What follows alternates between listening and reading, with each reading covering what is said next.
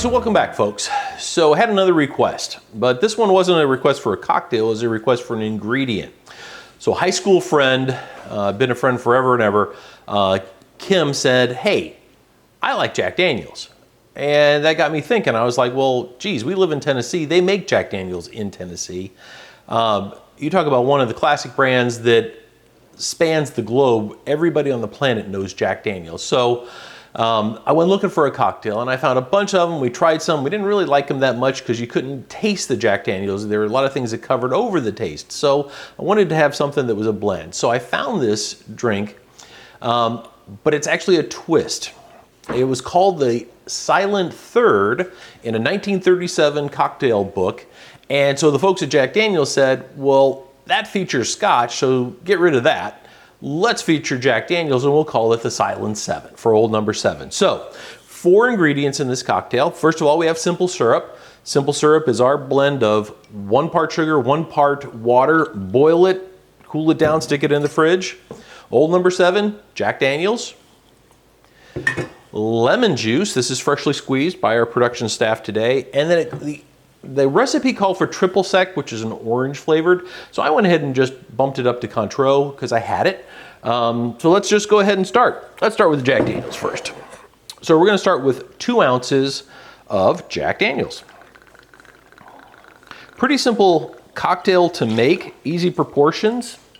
We're gonna do 3/4 of an ounce of Cointreau or triple sec, whichever you have. Or if you have an Naranja, basically you're looking for that orange flavored liqueur. 3/4 of an ounce of lemon juice. Fresh if you've got it. If you don't, big deal. And then 1/4 ounce of the simple syrup. Now this is one where you could go to taste. If you like things a little sweeter, add a little more. Maybe you need to back off the lemon a little bit. But we tried this as it's intended and we liked it that way because we could taste the Jack Daniels, we could taste the lemon, we could taste all those things going together. So we're gonna swirl it around in our mixing glass here. Hey, there we go, we're about done. And using our Hawthorne strainer. Now the recipe calls for an old-fashioned glass. And you know, if you've watched my channel, I use Visky glasses. This is the Visky old-fashioned. I'm not sponsored by them. They make good products and I stand behind them. So we chose to use a big ice cube. This is a mold. It comes from Tovolo. We bought it off Amazon. Works pretty well. Get you a nice big ice cube like that. Drop that in. That's substantial.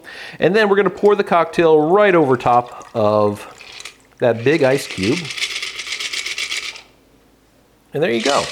So for garnishes, you don't always have to. But you always want to try and use something that's in the cocktail instead of introducing a new flavor. So there's lemon and orange in there, so you could use lemon or orange. And we're just going to turn that above it. And then you can also take it and just wipe it around the glass, and then you'll get some of that lemon in your mouth when you drink it. But here, Silent 7. Here you go, Kim. There's your Jack Daniels cocktail. I hope you like it. And if you don't like it, give me a call. I'll come up there and I'll drink it for you because these are good. Cheers, folks. Stay safe. Enjoy it.